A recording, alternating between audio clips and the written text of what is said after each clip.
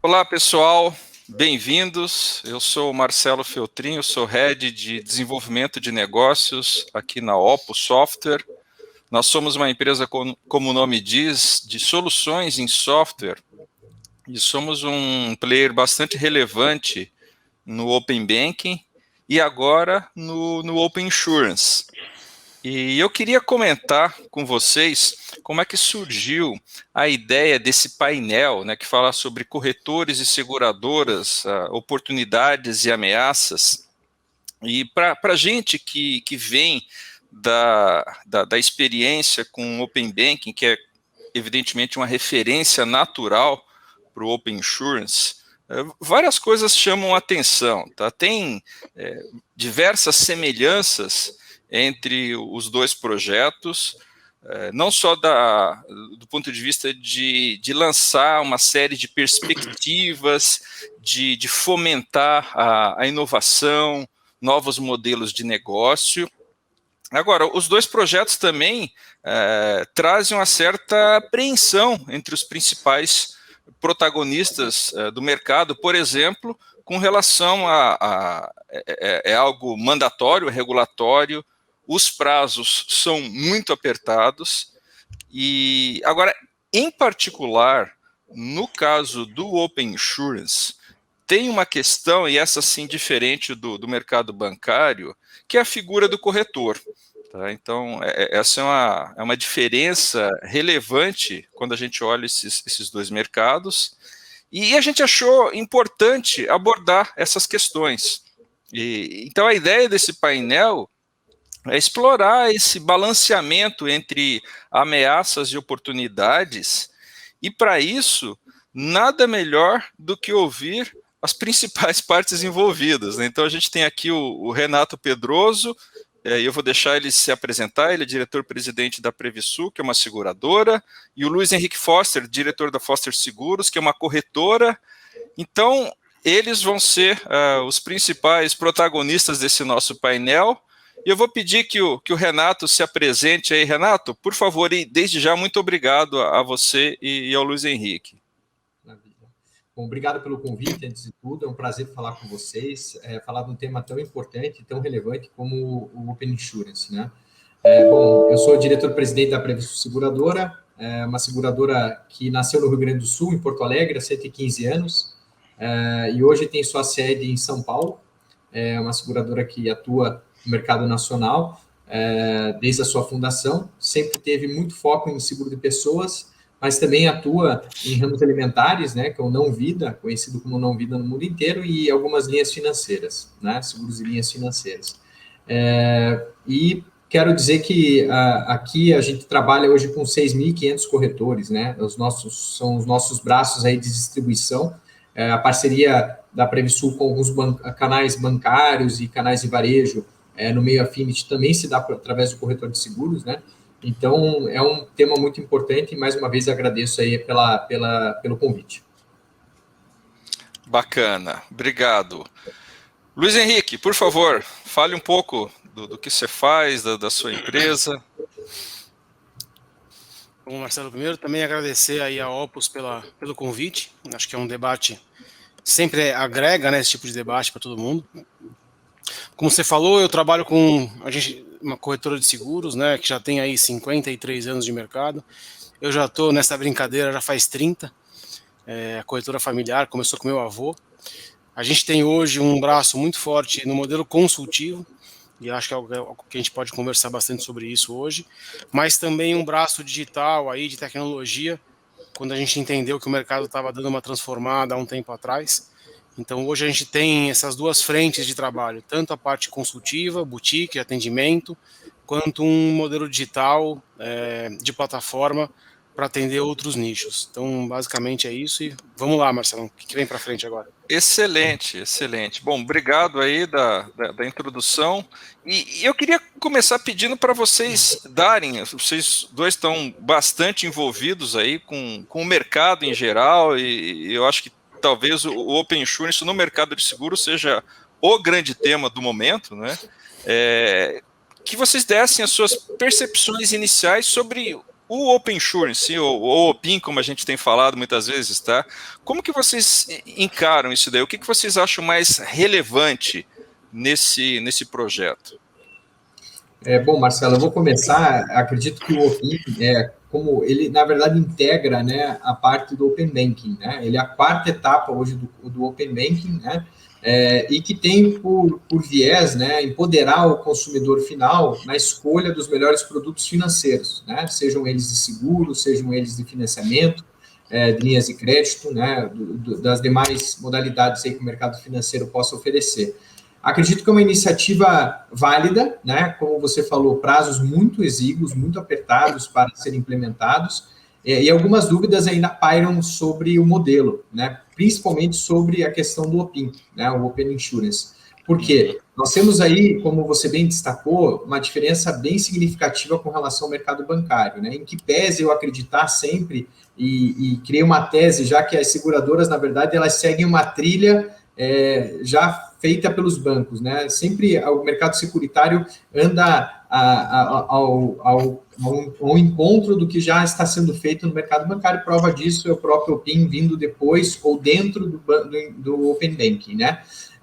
E nessa linha, a gente tem que prestar muita atenção na questão do seguro, porque tem a distribuição pelo corretor de seguros, né? A gente tem aqui no Brasil uma profissão regulamentada, né? A gente tem uma lei, tanto o decreto 73/66, que instituiu, né, foi o marco legal da instituição aí do seguro no Brasil, e as leis, até a própria lei que instituiu a profissão de seguros, de corretor de seguros, 64, ela estabelece a obrigatoriedade da distribuição através do corretor de seguros, né, e na ausência desse, faz uma menção a uma contribuição para a Funenseg, né, que é a Fundação Nacional de Seguros, que tem por finalidade, né, fazer a instrução desses profissionais para o mercado, né? Então faz a formação através da Escola Nacional de Seguros, para que esse profissional vá ao mercado e possa oferecer produtos ali com conhecimento técnico, né, e com certificação. E aí temos também o cadastro junto à SUSEP, né, obrigatório. Então é um ponto muito importante a gente destacar ainda as dúvidas que pairam sobre esse modelo. Para as seguradoras, né, acredito que vai ter um efeito muito prático, como está acontecendo com os bancos, né? Temos a obrigação de nos integrar sistemicamente, né? E pelo que eu percebo do projeto, venho acompanhando, não sou integrante da comissão lá junto da CNSEG e nem a SUSEP, mas temos integrantes da própria Previsul, da CNP Assurance, que é o grupo que a Previsul pertence, né?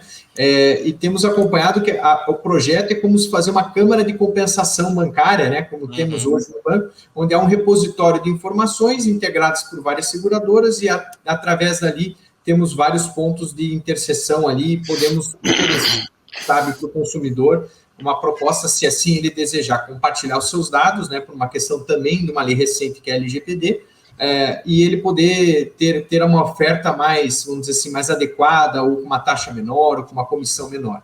Mas aí, quando a gente fala de comissão, justamente no painel aqui, a gente falando de corretores, fica a dúvida, né? Como que vai se trabalhar essa questão da corretagem, né? Como que vai se trabalhar essa questão do corretor? O cliente é do corretor, né? Isso é muito claro para as seguradoras. O cliente pertence àquele corretor que fez a corretagem, né? Tanto que, de certa forma, nós somos até impedidos de fazer uma integração, um contato direto com o consumidor para cross-sell, etc., sem uma anuência formal daquele corretor ou do próprio estipulante que nomeou aquele corretor nas apólices coletivas, né? Então, o que eu posso dizer é um projeto inovador, um projeto que merece a nossa atenção, e que realmente acho que vem ao encontro dessa nova realidade de consumo que a gente está vivendo, né? O consumidor tendo na palma da mão, no tablet, no computador, muitas e mais informações do que tinha no passado, e podendo escolher o que é melhor para si. Mas esses pontos ainda estão muito obscuros, vamos dizer assim, dentro da discussão do modelo. Ou seja, se eu pudesse sintetizar aí numa frase, ou seja, é algo muito positivo, mas há questões importantes para a gente prestar atenção. É isso, né? E a atenção também ao prazo exíguo, né? Então a gente tem sim. Tem o prazo, tem o corretor, assim, tem pontos assim que... É muito importante, temos lacunas e temos um prazo exíguo. Então acho que esse é o resumo. E às vezes aquela história, se você botar 9 mulheres grávidas, não nasce um filho em um mês, né? Então tem coisa que leva tempo para acontecer, né? É verdade. Luiz Henrique, você aí, você está no olho do furacão aí como corretor de seguros aí, com mais de meio século de experiência a tua empresa. Como é que você enxerga o Open Insurance? Assim, Marcelo, esse ponto que o Renato abordou agora, eu acho que é um dos principais, né? Ainda tem muito ponto que a gente realmente não sabe, nem a SUSEP sabe, no nosso modo de ver, como é que ele vai ser. E isso gera insegurança. Eu acho que existe uma onda de insegurança por conta dos corretores, porque a incerteza gera isso, gera esse conflito, gera essa insegurança de não saber para onde está indo o mercado dele. Como o Renato bem colocou, existem regras e leis hoje que obrigam ou que determinam que o corretor faça parte dos processos naturais de uma venda de seguro. Mas no meio de tanta incerteza, você fala assim, bom, e aí? Como é que vai ser o amanhã, né? Se vai ter dado liberado, a seguradora vai poder ir direto, e aí começam, né, os boatos ou até as discussões mais acalorosas, né, acaloradas. Então, a gente está vendo assim, veio para ficar, ponto 1. Não adianta ficar brigando contra. Não adianta. Já está aí. É o Open Finance, né? E o Open Insurance faz parte do Open Finance, então essa perna vai acontecer. E é um movimento mundial, né? Ou seja, Perfeito. Não é Brasil, né? Perfeito. Ou seja, ele não é político, ele é mundial. Onde existe abertura de dados para um bem comum, que a gente ainda está entendendo qual que é esse bem direito, e a Lei Geral de Proteção de Dados, que vai meio que blindar um pouco a abertura, o open demais, vamos dizer assim, dentro desse modelo. Então, o que eu estou vendo e aí com o chapéu de corretor mesmo, é assim, já que veio para ficar, vamos tentar entender o que está acontecendo e aonde que a gente pode tirar benefício disso. Porque a hora que você abre dados, puxa, eu consigo entender melhor o meu cliente, eu consigo fazer prospecções diferentes, eu consigo abrir novas parcerias de canais, de seguradoras e outras coisas que hoje, para mim, é obscuro. Porque eu vou fechar o seguro do Renato. Eu conheço 5% da vida dele. Eu conheço, às vezes, nem isso. Para eu poder entender que ele tem uma casa, porque ele tem uma família, que ele tem outras coisas, para a gente poder conseguir realmente, com um modelo consultivo, que é o que eu falei no começo, que eu acho que esse é o grande diferencial, que a gente pode até conversar um pouco mais para frente sobre isso, que agora não é o ponto, dessa entrega. Então, a hora que a gente entende, eu como corretor, que isso veio para ficar, vamos colocar atenção no que dá para fazer de bom por conta disso e vamos esperar o que vem da SUSEP em relação ao CIS, em relação aos procedimentos, né? Porque tem algumas lacunas ainda que estão obscuras e eu nem vou falar que é culpa ou não da SUSEP. O ponto é que, assim, é novo até para eles. Então, é algo que está sendo... Nós estamos construindo o avião com ele voando. Sim. Basicamente é isso. Então, se vai pular de paraquedas ou se vai chegar no destino final, é o que nós estamos construindo junto. Legal. E deixa eu aproveitar que você falou isso daqui. Olha, já que veio para ficar, vamos olhar o que de bom a gente pode aproveitar, né? Uma coisa que sempre que é um dos grandes motivadores, né, desse movimento global de abertura de dados, de empoderamento do cliente, é justamente essa questão da inovação, dos novos modelos de negócio, né? Fala-se muito, por exemplo, de embedded finance, né? Ou seja, ninguém quer mais ir no banco, né? Mas você faz transações bancárias à medida que você está comprando alguma coisa, você quer financiar, e evidentemente seguro também, né? Então fala-se também em embedded insurance, né? Ou seja, seria incluir a proteção. E aí a gente pode falar dos mais variados tipos de seguro durante a jornada do cliente, tipicamente quando se adquire um produto ou serviço. Qual a visão de vocês sobre essa tendência e como que o Open Insurance pode contribuir para isso? Perfeito. Posso, Renato? Fique à vontade. Vamos lá. É assim, eu adoro termos novos que já existem, né? Então, você vê, porque o Embedded Insurance é verdade, né? Que já existe, que ele foi repaginado. Você vê, um seguro garantia estendida, ele é um modelo desse. Na experiência de compra de um produto, você oferece algo que faz sentido para aquele consumidor. Então já existem modelos, e aí, por exemplo, hoje a nossa outra empresa, a PDV Box, que é um hub de distribuição de seguros, um modelo end-to-end aí de fazer essa ponte dentro da experiência, isso já é algo que existe. Mas o que eu vejo? Quando você tem informações abertas, como o Open Finance vai promover, você pode potencializar esse modelo.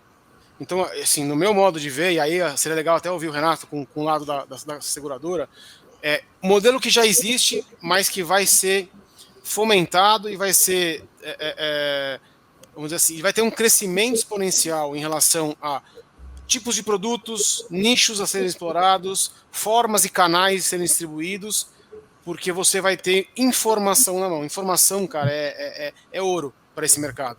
Né? Então, eu vejo isso. Produto que já existe, com uma nomenclatura mais bonita, só que agora com um potencial de crescimento muito maior por conta de uma abertura de novas oportunidades que os Opens vão trazer para a gente.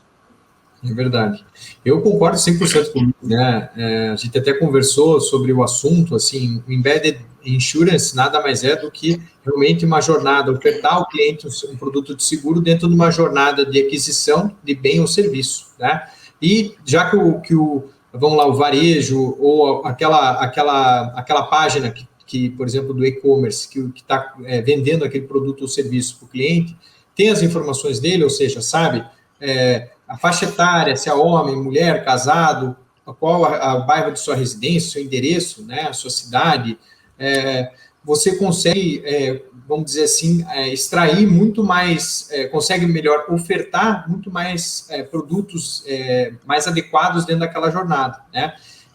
E como o Luiz falou, são nomenclaturas novas para jornadas que já existem, como é o caso do garantia estendida, né?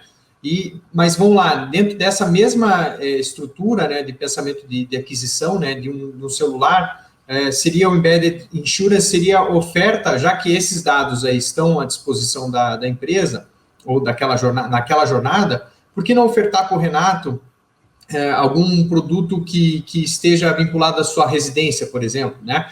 A gente comentou outro tempo, eu e o Luiz, sobre a seguro viagem, né? O seguro viagem, ok, você compra uma passagem, você tem ali sempre uma oferta, às vezes, seguro viagem na continuidade da jornada, né? Mas por que não ofertar para o cliente um seguro residencial no período em que ele está ausente de sua casa, né? Que ele pode sofrer um furto e roubo dentro da sua casa, ou pode ter um incêndio, ou alguma cobertura que seja, vamos dizer assim, adicional ao próprio seguro residencial que esse cliente pode ter, né?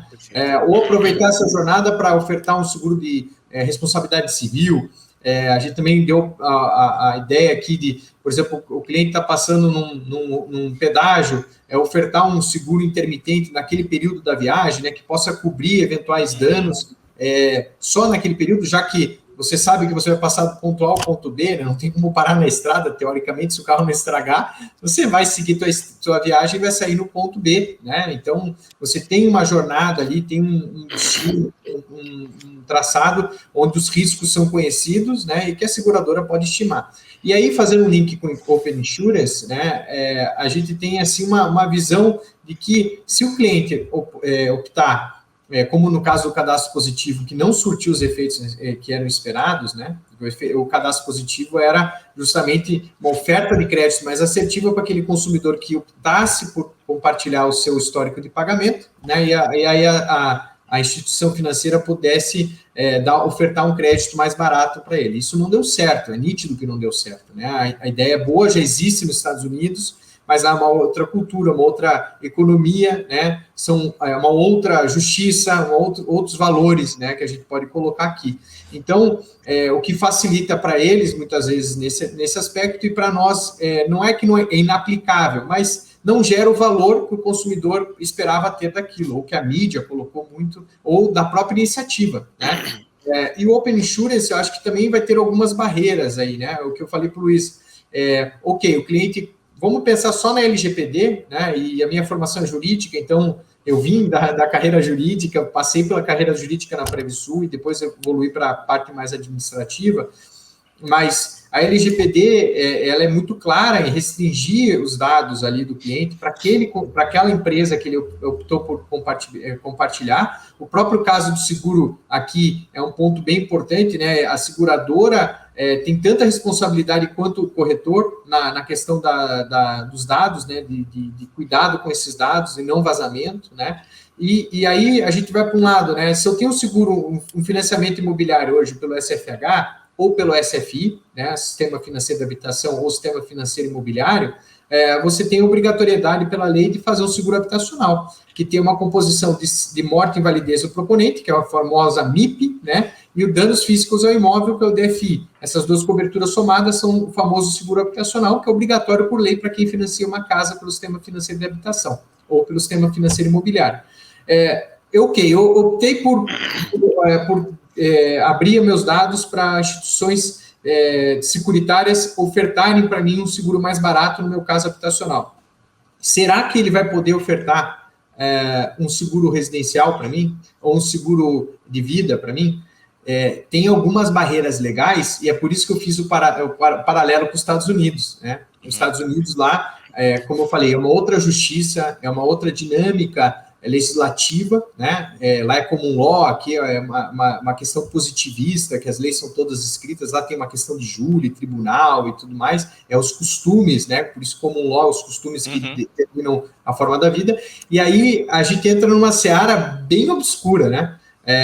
Podemos sim ter um benefício do PIN nesse aspecto, né? E aí num paralelo, a gente tem aí, desse questão do Embedded Insurance, a gente tem ali uma questão que vai ao limite da lei da LGPD, né, que não é só brasileira, é geral também, é mundial essa lei, né, lá na França, por exemplo, essa PAN2, que é essa PAN2, que eles chamam, que é uma segunda lei já, e que está sendo aplicada e tem praticamente a mesma terminologia, é uma cópia quase, ou vice-versa, né? Não sei quem copiou quem, mas mais ou menos os mesmos conceitos. Então, é uma ideia difícil de ser julgada, né? Mas, e que, como o Luiz falou, acho que só com o tempo a gente vai conseguir julgar ou ver se foi um cadastro positivo, né? Ou se realmente trouxe uma inovação para o mercado.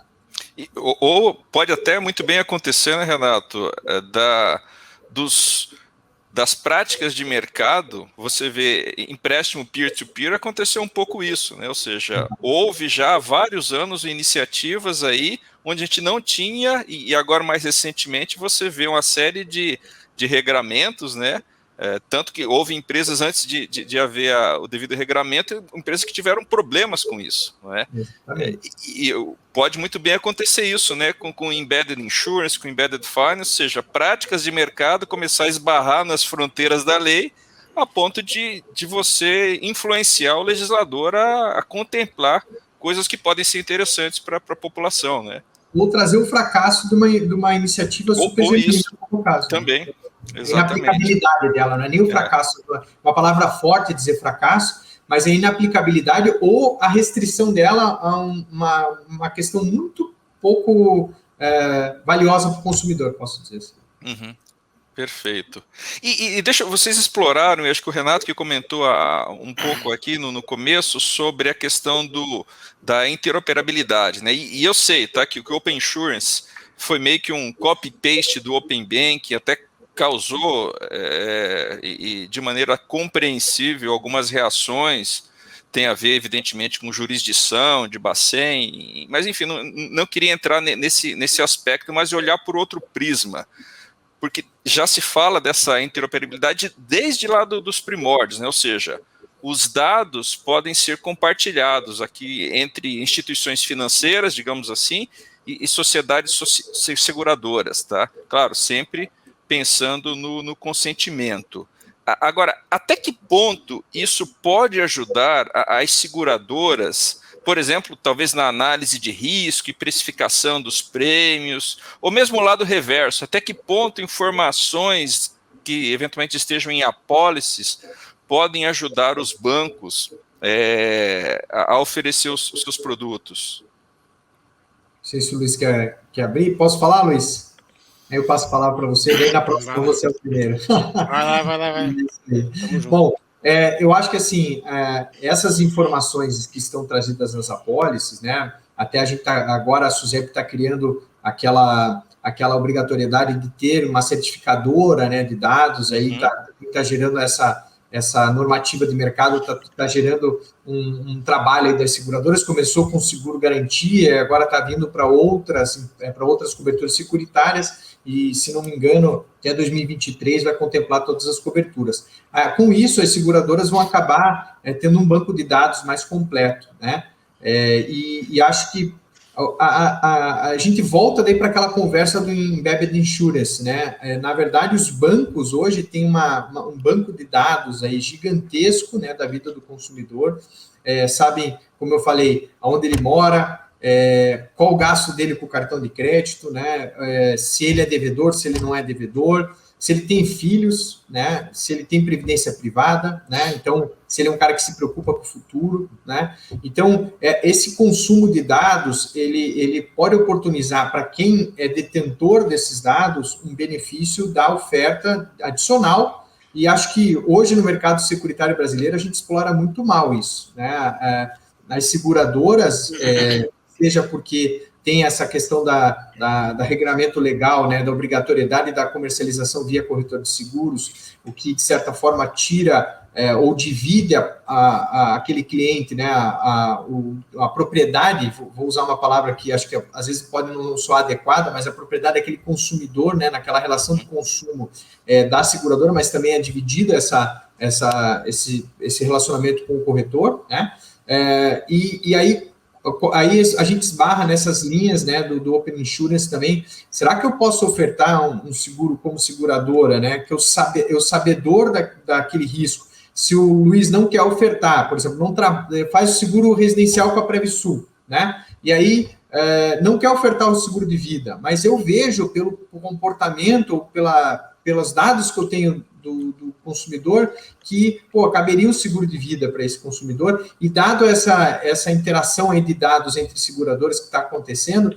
eu vejo que ele não tem seguro no mercado, né? Como que eu posso fazer essa interação com esse consumidor, né? Acho que pode ajudar, mas são situações que vão ser respondidas, na minha visão, com o tempo, né? Acho que o mercado, nada melhor que o mercado. Eu às vezes me vejo como um não protetor das leis, porque eu acho que as leis, às vezes, acabam vindo num sentido de tentar coibir ou tentar, vamos dizer assim, enlatar algumas iniciativas que, às vezes, são genuínas no próprio mercado. A gente pode ver que o mercado se regula automaticamente, né? Bons profissionais saem do mercado, boas seguradoras acabam indo mal ou, às vezes, são liquidadas, ou não são bem vistas pelo mercado e acabam não tendo sucesso comercial.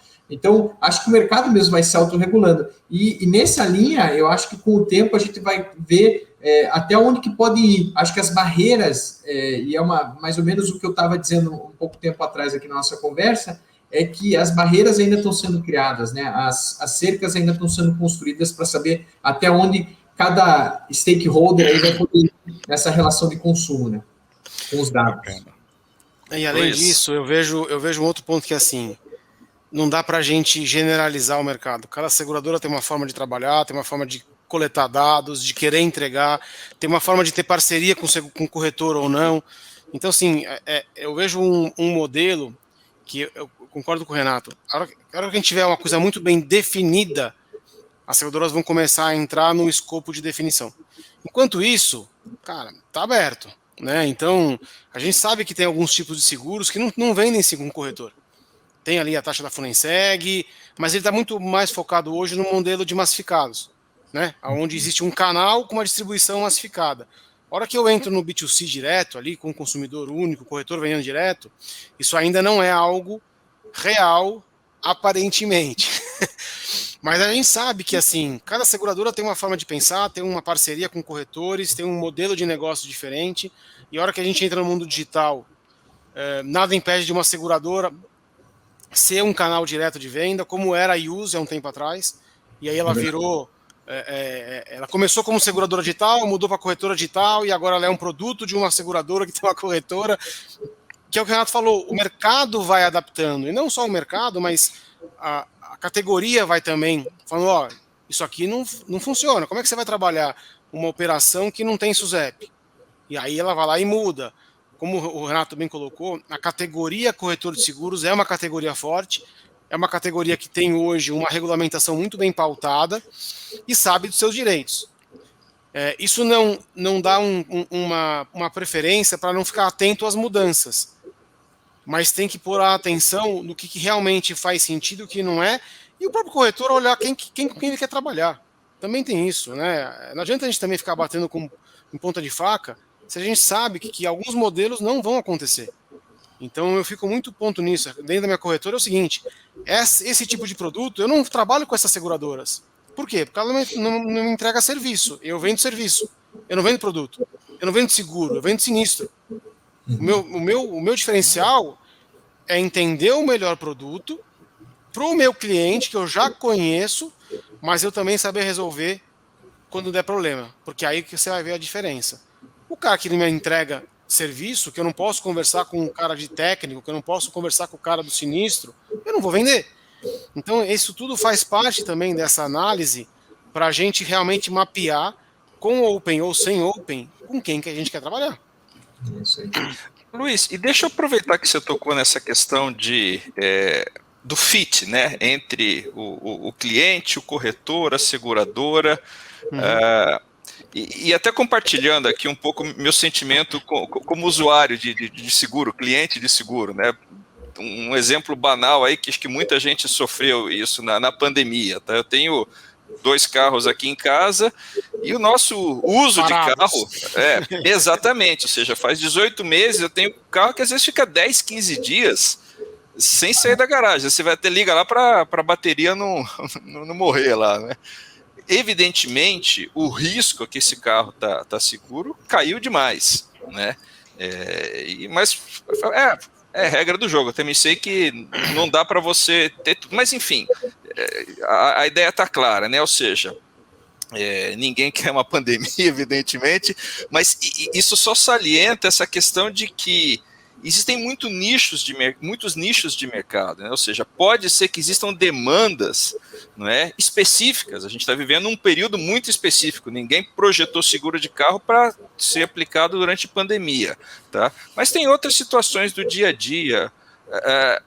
Qual que é o teu feeling, Luiz, então, desse...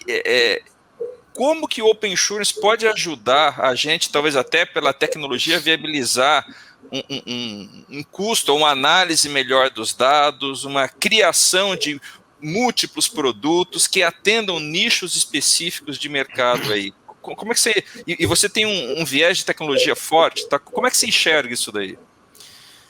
Então vamos lá, você tem tempo? É assim, Marcelo. Eu tenho uma frase também que é assim: produto bom em época errada é produto ruim. Tem muito produto bom que já foi pensado que não existia tecnologia, que não existia canal para ser distribuído. E hoje já tem alguns e outros já estão em desenvolvimento. Como o seguro que o Renato deu spoiler aqui, que é uma coisa que já tem muita gente pensando, mas é uma coisa que a gente pensou há muito tempo atrás. Você vai viajar, você tem 70% da frota de carros que não tem seguro. Se ele não tem seguro, ele não tem assistência. Por que eu não posso vender um guincho para ele na descida? Uhum. Nem precisa ser um seguro, às vezes é só um guincho, que ele vai ter ali uma proteção por 100 quilômetros. Então, assim, na hora que eu entro no modelo, e a pandemia trouxe, na verdade, a sua pergunta tem 2 respostas, tá? Pandemia, ela fez aparecer no consumidor a necessidade de algumas coisas que ele não via, como o seguro da casa dele. Sabe por quê? Porque ele ficou em casa agora. E ele viu que estoura o cano, que a máquina de lavar emperra, que ele é roubado. Então, aumento substancial no número de seguros residenciais. E o Renato sabe que no Sul isso foi muito forte também. Verdade. Outra coisa, seguro de vida. Seguro de vida, né? Quantas pessoas perderam muita foram, gente. Né? Então, o crescimento do Vida, e a Previsul tem um viés muito forte no Vida, o Renato também sabe disso, cresceu muito. Mas não é que ele cresceu porque as pessoas começaram a querer comprar Vida, não, porque ninguém dava atenção nisso. Então, a atenção foi dada para aquilo. E quando a atenção é dada para alguma coisa, aquele negócio começa a pulsar. E aí você começa a entender que o mercado começa a crescer junto, você muda patamar. E aí você consegue implantar coisas novas. E aí, entrando agora no modelo de Open, com tecnologia, cara, eu vejo que o céu é o limite. Por quê? A hora que você tem tecnologia, você tem parceiros que têm entrada ou canais diferenciados, e você tem informação de clusters, de nichos, de perfis, você consegue antecipar produtos para nichos específicos. Que aí a gente volta para o modelo do Emmet Insurance, né? Ou um pouco dos modelos dos add-on, né? Um Lemonade da vida. Então, por exemplo, hoje você tem um seguro patrimonial. Por que eu não posso pegar um outro produto e combar aqui para ir de encontro com a necessidade daquele cliente, não o que eu quero ofertar de prateleira? Eu tenho um pouco de birra com o modelo de seguradora, que é o modelo de TV por assinatura. Ó, pega aqui 300 canais e paga tanto. Mas eu não quero 300, eu quero 25. Não, mas 25 eu não tenho, pega 300. Então, quando a gente entra no modelo que é onde eu vou criar o meu produto de acordo com a necessidade do meu cliente, porque eu estou entendendo o que está acontecendo político, econômico, hábitos de consumo, e aí eu vou criar algo específico para ele, a brincadeira muda. E aí eu entro no que eu falei agora há pouco.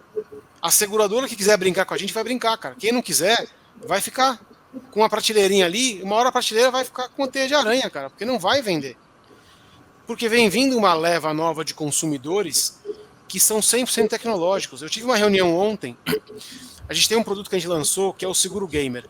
Vou fazer um merchanzinho, segurogamer.com.br, depois entra lá. O que a gente fez? Eu tenho um parceiro... Eu tenho um filho de 16 anos, até imagino o que você vai falar, cara. Já compra lá, Marcelão. Eu tenho um parceiro, e aí vem esse modelo, entender nichos, que é a W7M, que ela é uma plataforma de gamers, que a gente sentou e falou, o que dá pra gente criar de diferente com esses caras? O que eu fiz? Eu fui numa seguradora, uma parceira minha, falei, eu não quero o residencial, eu quero só o RD.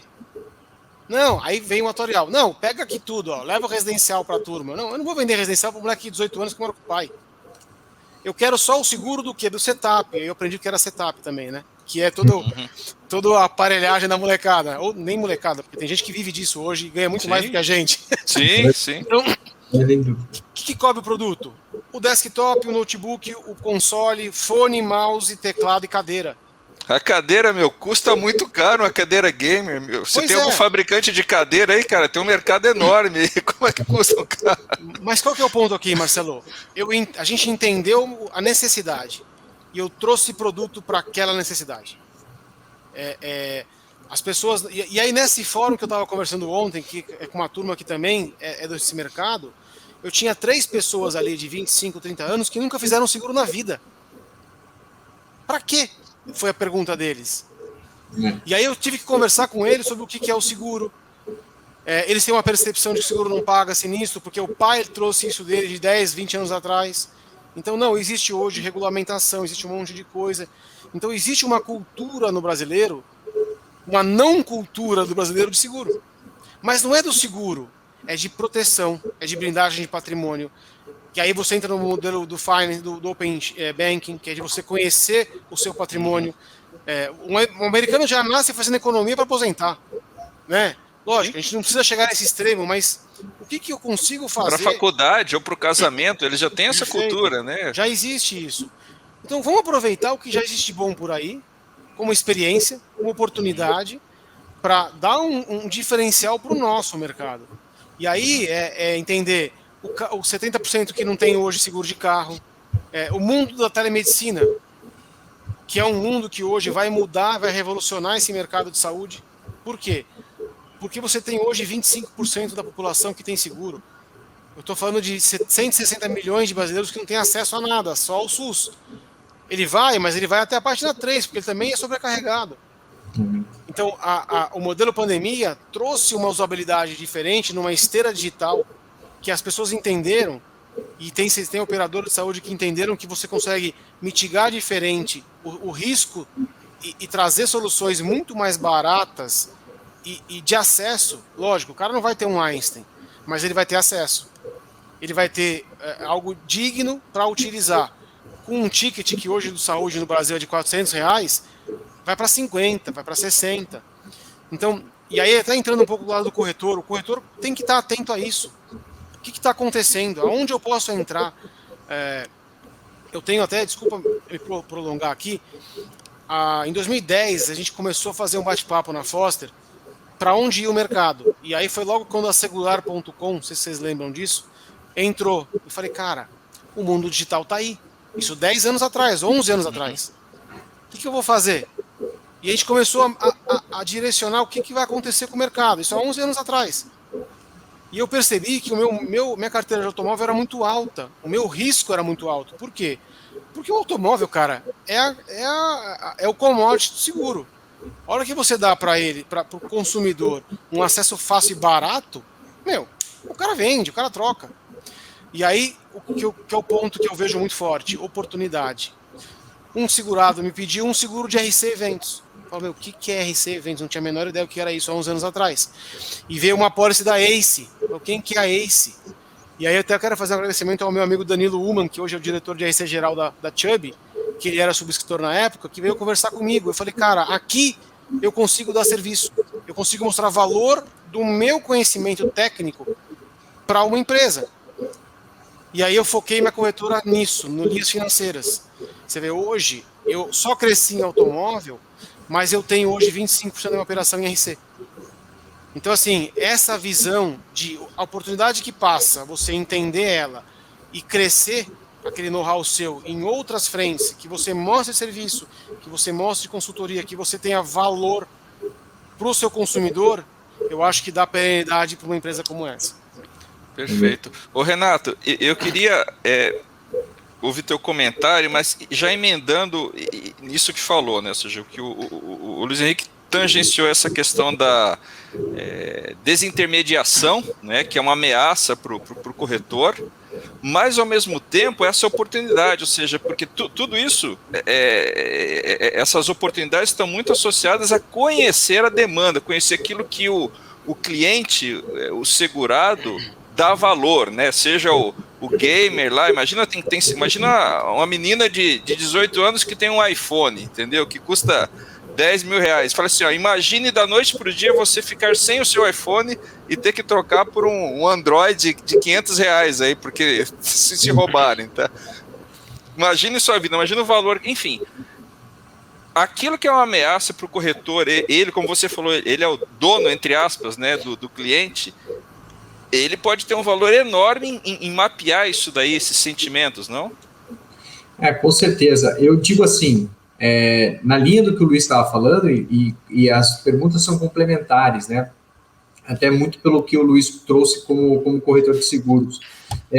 Eu sempre defendo aqui, em todas as minhas participações em eventos, em congressos, etc., uma visão muito clara do seguro, né? O seguro é um produto financeiro complexo. Tá? E ele é complexo por quê? Não porque ele foi inventado de uma maneira que é muito difícil para a pessoa compreender, mas ele tem terminologias e uma amplitude de coberturas e restrições e etc., né? Que estão ali nas condições gerais, as famosas condições gerais. Se fosse simples, não tinha 50 páginas de condições gerais, né? Um produto só, uma nota técnica não seria tão extensa muitas vezes, né? Então, o que eu defendo, né? O produto seguro como um produto financeiro complexo, ele passa necessariamente, ele traz uma dificuldade adicional para a autocompra, né? Para o processo B2C, né? E o Luiz trouxe aqui exemplos de iniciativas que muitas vezes foram barradas nisso e pararam no commodity automóvel. Por quê? O commodity automóvel, ele de alguma maneira ele consegue, a jornada de contratação consegue conduzir o consumidor para que ele vá entendendo o que é aquela cobertura, etc., mas ele para aí, né? E aí eu trago um paralelo sempre daí com a visão do mercado financeiro, né? A gente está num momento de digitalização absurda do mercado bancário, né? Onde o consumidor sequer vai dar um pulo na agência, né? Então o banco perdeu está perdendo o maior contato que ele tinha com o cliente, a melhor oportunidade que ele tinha com os produtos, né? Mas aí a gente tem outro lado, uma XP, né? Que virou nos últimos anos aí uma potência, justamente por quê? Porque trabalha com consultores, né? Trabalha com profissionais que agregam valor como agentes autônomos, né? Porque trabalham com produtos financeiros complexos, né? E eles vendem seguro também. A XP entrou no seguro agora. Por quê? Por causa disso. Então, ele demanda o seguro, exemplo de uma aplicação financeira, não usual como a poupança, mas você vai para uma LCI, uma LCA, incide imposto de renda, não incide, vai para o fundo multimercado, qual que é o fundo? Eu tenho um fundo DI, que é resgate imediato, um CDB DI, um CDB travado, um CDB Plus. E o consumidor, eu sou um consumidor nesse aspecto bancário que me julgo muito pouco capacitado para escolher melhor. Eu só vou no banco quando eu preciso investir dinheiro. Porque daí eu vou lá e olho, me explica isso aqui, como é que funciona, né? E aí eu acho que caindo para o seguro é nessa mesma linha, né? O seguro acaba tendo uma necessidade de interação através de um consultor que se traduz no corretor de seguros, né? Para agregar valor àquela relação do consumo e conseguir orientar ele a consumir o melhor produto e acabar, vamos dizer assim, entendendo o que as seguradoras podem ofertar. E aí entra o que o Luiz falou também da questão dos nichos, produtos de nicho, né? Que aí vai conseguir conduzir o consumidor para, não precisa pegar um residencial inteiro, pega um RD aqui que cobre só tua máquina, que é o que você quer, é o que você precisa, né? Eu acho que é nessa linha aí que a gente vai. Perfeito. Gente, nós estamos com o nosso tempo já esgotado, então, de novo, eu queria agradecer aí, Luiz Henrique, Renato, muito obrigado aí pelo tempo de vocês, por compartilhar a visão de vocês sobre o mercado, sobre os desafios, sobre as oportunidades, e realmente foi muito enriquecedor, tenho certeza que não só para mim, mas para todo mundo que está assistindo a gente, tá? Eu só queria deixar uma última mensagem aqui. Essa jornada do Open Insurance envolve uma série de questões. A gente falou aqui sobre a questão regulatória, a estratégia. Agora, ela envolve também um desafio tecnológico expressivo. Tá? E eu falo isso não para assustar, de maneira nenhuma, mas a nossa experiência no Open Banking mostra que tem muita coisa para ser feito e coisas que não são simples, tá?